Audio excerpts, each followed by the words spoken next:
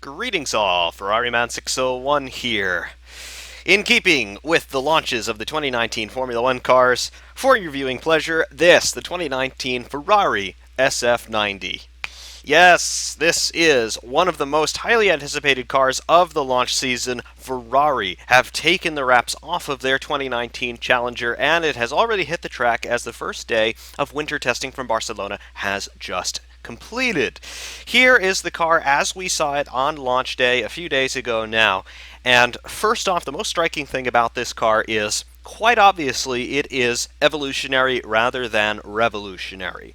This car still follows more or less the same plan that Ferrari unveiled to us in 2017 with the SF70H, the car from that year. For 2018, the SF71H, very much an evolution of the previous year's car, and now the SF90, despite a departure in nomenclature, still very much an evolutionary rather than revolutionary design. I think that a lot of us have become a little bit spoiled in terms of expecting brand new, radical, exciting things in these Formula One cars. But hear this out. If you're Ferrari, you have finished second in the Constructors' Championship 2 years consecutively. 2019 doesn't see all that much in the way of changes to the regulations, particularly in terms of the macrocosmic design of the cars and the macrocosmic way in which the airflow is working around the cars. So, do you throw the baby out with the bathwater, or do you keep the baby and the bathwater and you say, let's just freshen it up a little bit because we had a pretty good thing going. We did not complete our primary objective in the last 2 years of winning the Constructors' Championship, but we came mighty close, and at several points in 2018, Ferrari certainly had the upper hand over Mercedes. The problem wasn't so much raw pace.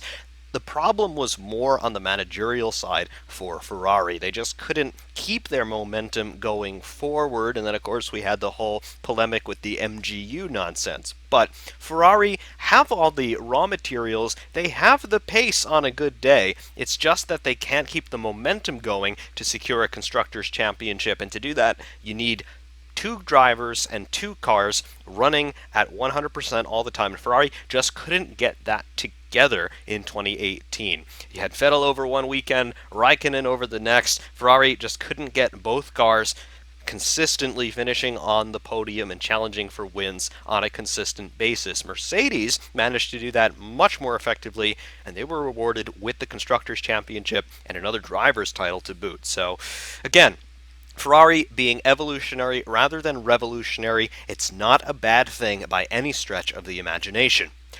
Be that as it may, what do we see on the SF90? Very, very difficult to resist the urge to call it the SF72. The SF90, first off, we see the 2019 front wing, again following that rough delta profiles we've been seeing since 2017, but absent are all the flow modifiers in this section here, all the cascade elements on a roughly square array and then little winglets to send the air and all sorts of weird contortions. That's all gone, and now we just have this very smooth profile of the front wing. We can see the flap elements subdividing the profile of the main plane. We've got 1, 2, 3, 4, 5 flap elements, as we've been seeing on several other cars thus far. And also on this front wing, note the geometries of the end fences. Look at what we have got. Ferrari very severely flaring their end fence out toward the outboard side of the car, much like we've seen from Haas, and now, of course, we're seeing this on the Ferrari.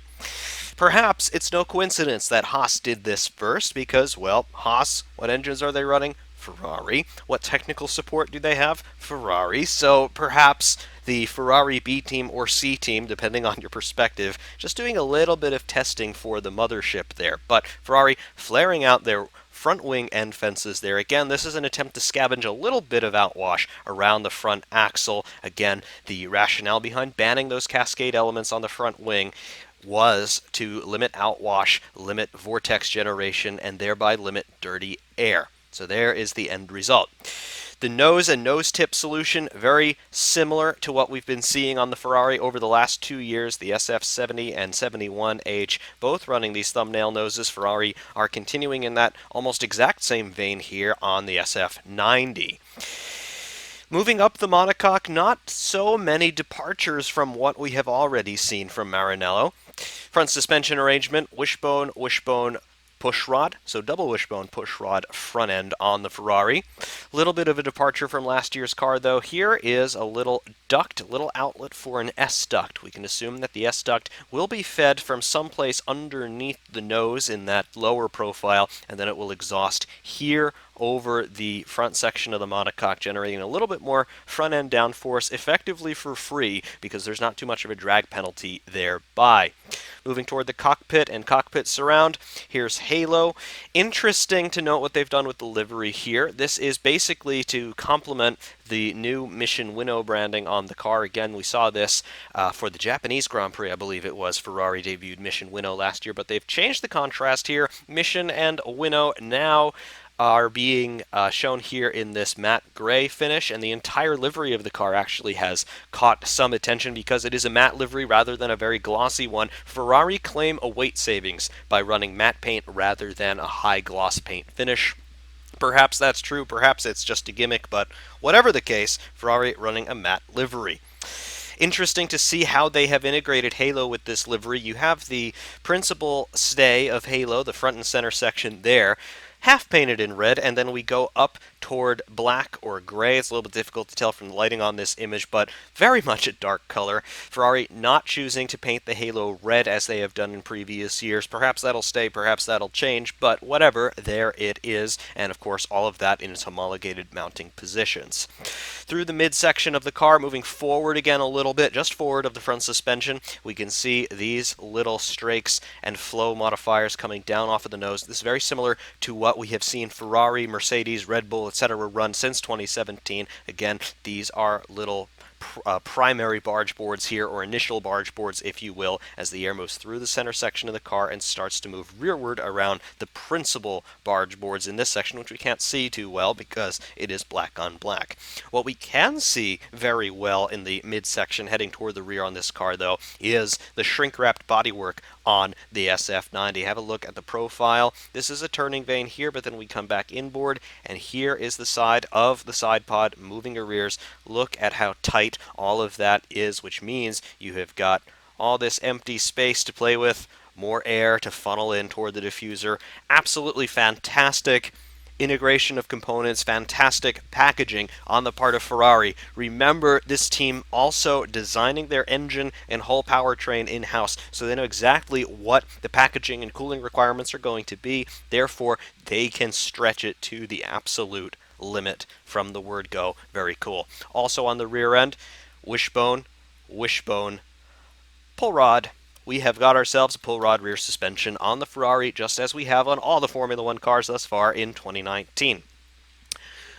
Moving upward a little bit toward the top side, rear wing mounting posts, swan neck profile, much like we've seen on the Mercedes. Again, you're more so hanging the wing from the top rather than supporting it from underneath. And Ferrari have also used this mounting array for a little, shall we say, vestigial T-wing. A little bit lower than the T-wings from 2017, of course, because we had the engine cover shark fins going up toward the rear wing there. That's gone. But we still do have this T-wing, or TV antenna aerial, as some people called them, still here mounted between the rear wing attach points here, those swan neck profiles again. Very cool to see that some old tricks still work. Up here, we've got the DRS actuation pod. In there is all the armature for actuating the DRS, as well as the hydraulic lines that it's going to use to generate that force to open and close the slot gap, which we can see there, the overlap between the two elements of the rear wing main plane. Very cool.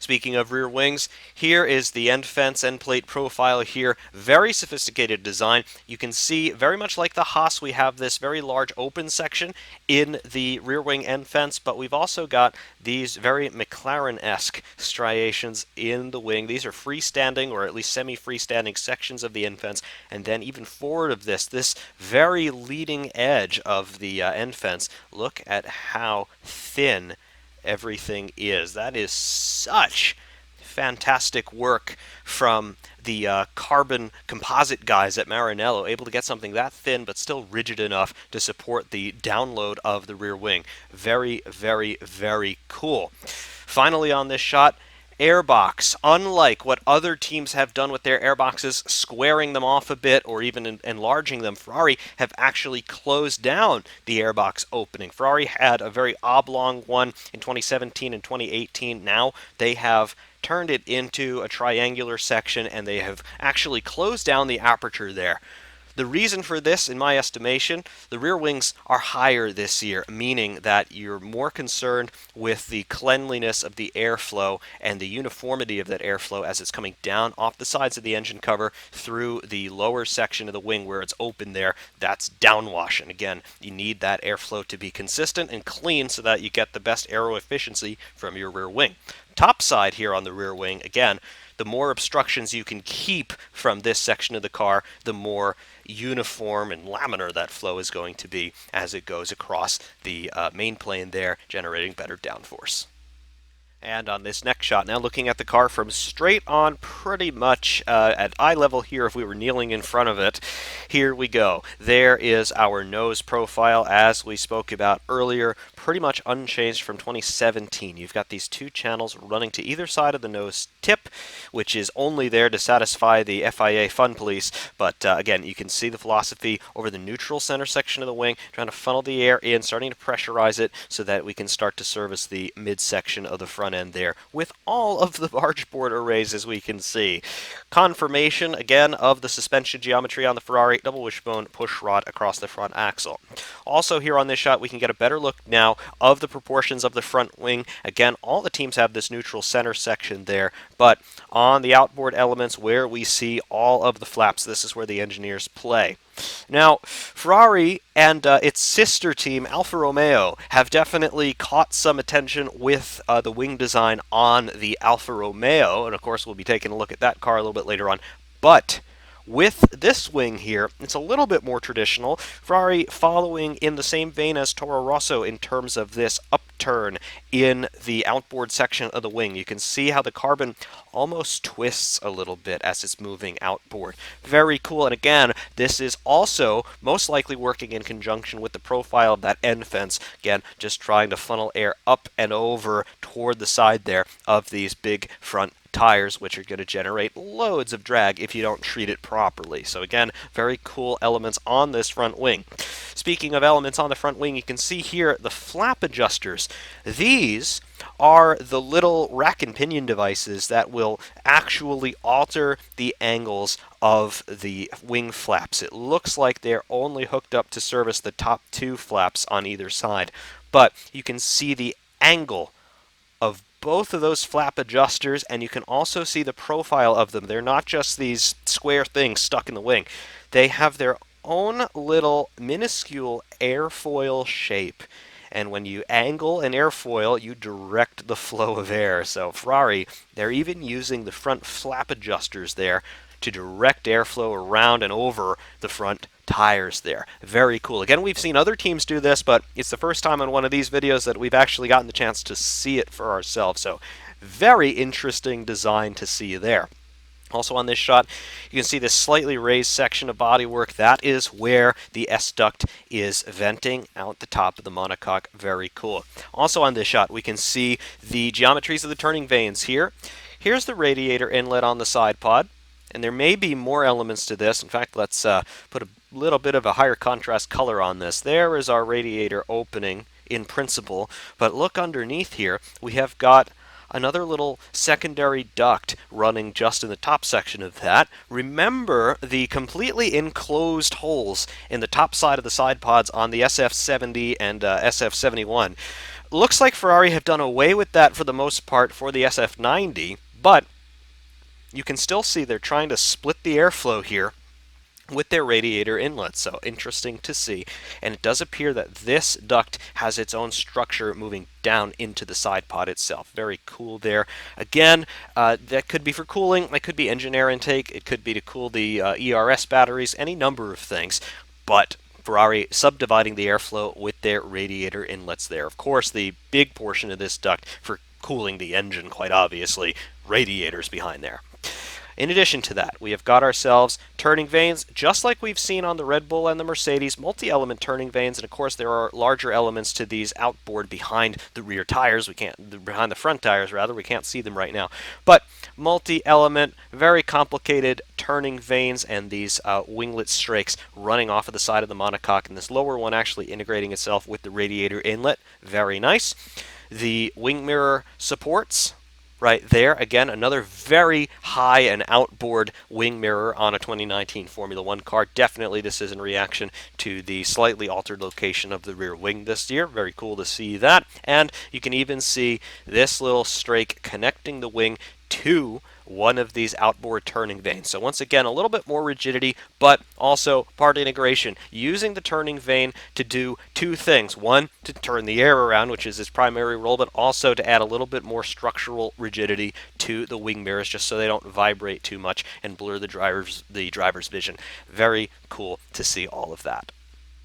And on this next shot, now looking at a profile view of the SF90, first thing to point out here, very obviously, Rake.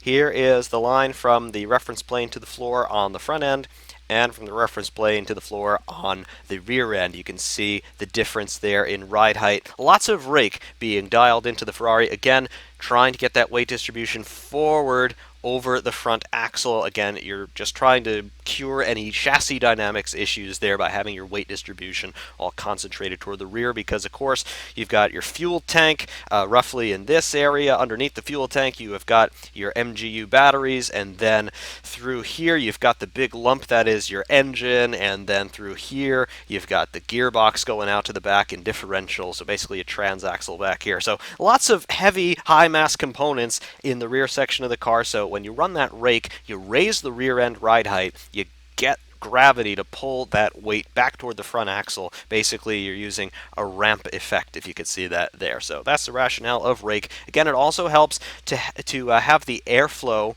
expand as it goes underneath the car. You compress it a lot with the front wing and then with the tongue T-tray area, but then as it goes into this wider gap underneath the car between the bottom side of the car and the ground, you can see that in this area it's going to expand. That airflow is going to expand. When airflow expands, it loses some speed, but it also drops some pressure, because now you've got the same amount of matter occupying a larger space, so the ambient pressure is going to drop. That results in a net downforce gain. So again, multifaceted approach to why the teams use Rake on these cars. Additionally, on this shot, it's a little bit hard to see. We can zoom in a little bit. We lose some resolution, but we can see bargeboard detail now on the Ferrari. Have a look at what they are doing with the bargeboard profiles. At least in principle, it looks like this. Very cool. And actually very high there on the front section of the bargeboard through that boxed out section. Very interesting to see all of that. In front of all of this, we have got at least 3, potentially 4 freestanding winglets right about here in this profile, and we even have another secondary profile, another freestanding element roughly in this section. And then even in front of that, we have more freestanding winglets in this section. So again, lots of work happening on the front section of the Ferrari as well. And laterally, we can see the turning vanes once again. Very similar to what we've seen in 2017 and 2018 here with the red section of the bodywork, but they actually continue all the way down to the front here. They're in carbon, so it's a little bit more difficult to see them. But there is the profile of the turning vane here. And then we have got a little slot gap here. And then more slot gaps through here again, much like we see these little gaps on the rear wing end fences. You see how we've got these little strakes here, and then we've got a little gap cut in here. Same rationale here with the turning vane. If you get an overpressure of onrushing air coming into this direction, you don't want to stall anything. Particularly, you don't want to stall the flow going into the radiator ducts there, otherwise you'll have cooling issues. So they allow any excess air just to vent out of these little slot gaps here. Again, that's probably the theory behind it, just to control any overpressure that may start to set in there in the front section of the car. And on this next shot, now we are in Barcelona. We've got Sebastian Vettel in the car. We're out on track for day 1 of testing. Really, nothing else is plainly evident on this shot that we haven't seen before, but we do have the Ferrari out on track, running under its own power. Very cool to see the 2019 Ferrari now out in the flesh under natural light. Very cool to see all of that. Little bit of an oddity on this shot. You can get somewhat of a sense of the bargeboard profile here working from outboard toward inboard there. You can see that it's not quite a flat plane. Things do curve a little bit along the leading edge profile and therefore the outboard facing profile of the bargeboard there. But again, you can see the rationale behind it. You can see how everything is angled toward those channels on either side of the nose, so you can see the route that the air is going to be taking, easy for me to say, around the nose where it starts to split and then be worked by all of your aero elements toward the radiator inlets, as we've seen, as well as toward the sides of the side pods to attach itself over toward the rear side of the car to feed the diffuser. Also on this shot, we can see the brake ducts. Big brake ducts on this car, as we've been seeing on several other F1 cars in 2019, but highly simplified versus what we've seen in previous years. This was another regulation change. Just basically, it's a box with a hole in it. That's the idea of a duct. It is interesting to see how they've subdivided the brake duct profile with this section inside. We have got 1, 2, 3 enclosed holes inside there. Not entirely sure what the thinking is behind that, but there it is. Interesting to note all of that. And again, Sebastian Vettel in the car doing one of its first ever runs over in Barcelona for winter testing. And now on this shot, pulling away some now, and I know that the car is a bit blurry in this image. That's because this is a video still.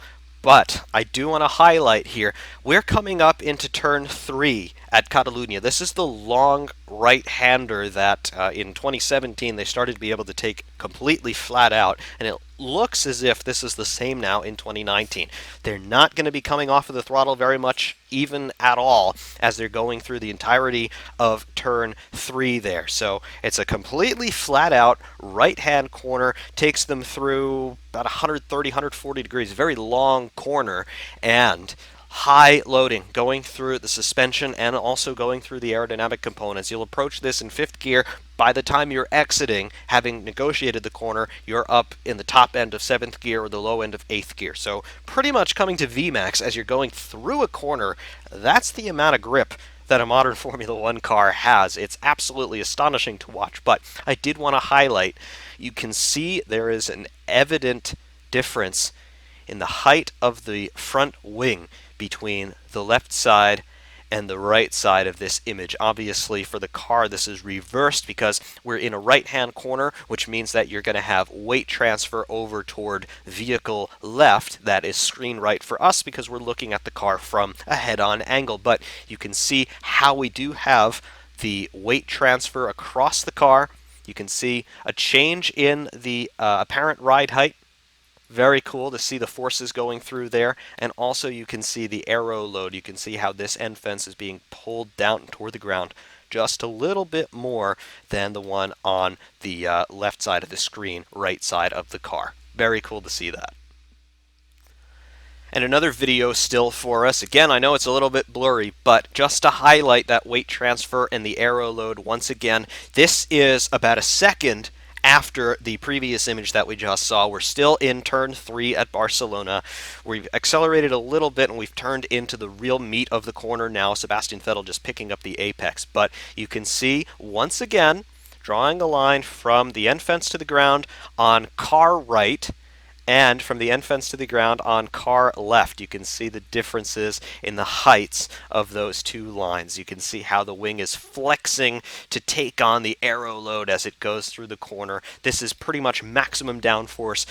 There are a few other places where you can see a Formula One car working this hard, and really it is a sight to behold. It is very, very cool to see, and you can just see how everything is working.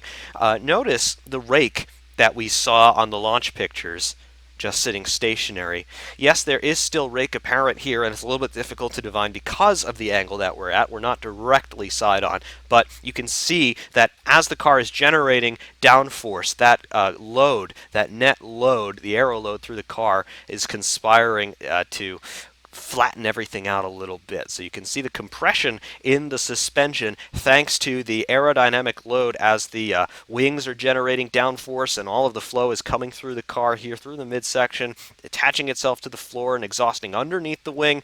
Very, very cool. And of course, these Formula One cars generate many thousands of pounds of downforce when they're at speed. The proverbial saying, you could drive one of these things at speed on the roof of a tunnel if you had somebody brave enough to try it. That is the net result of all the downforce. These cars are weighing 740 something kilograms in their race spec. They're generating well more than 3 times that amount of equivalent weight in downforce at top speed. Very impressive, and you can see it at work here. As you can see, that front wing is flexing a little bit downward. Very, very cool. And on our final shot, looking at the car once more from lower speed, we're just exiting turn 5 at Catalunya now, so we've come into this corner in third or second gear, about 80 clicks or so, so Sebastian's getting back on the power, starting to accelerate, but still probably running at about 100 kilometers an hour at this point. As such, we don't really have so much in the way of downforce acting on the car through here, as our speed through the air, our airspeed, has not come up so much yet. So we can see that a lot of that rake that we noted from the showroom pictures has returned on the car setup out here on track. So cool to see that we have those commonalities between the showroom shots as well as what we see on track. It confirms that Ferrari showed us the real car basically in a reasonable launch trim anyway to go to the first day of testing. Very cool to see all of that. Again, we can see some bargeboard detail, some striations in this area, and then overall, looks like my suspicions from the launch pictures were correct. This upper element of the bargeboard is very high up. Again, all of that's legal, but very cool to see that they've integrated all of this in what appears to be one piece. Very cool. Very, very intricate designs to see, but not as radical as we've been seeing on some of the other cars. And again, Ferrari, they have had a good thing going. Second in the Constructors' Championship 2 years consecutively. Perhaps they can go one better in 2019. But you need a stable platform. You need a known platform from which you can develop. So the SF90 appears to be that. Let's see what they can do. Until next time, I hope that you all have enjoyed this one. Ferrari Man 601 saying thank you all very much for watching. And of course, we will see you soon.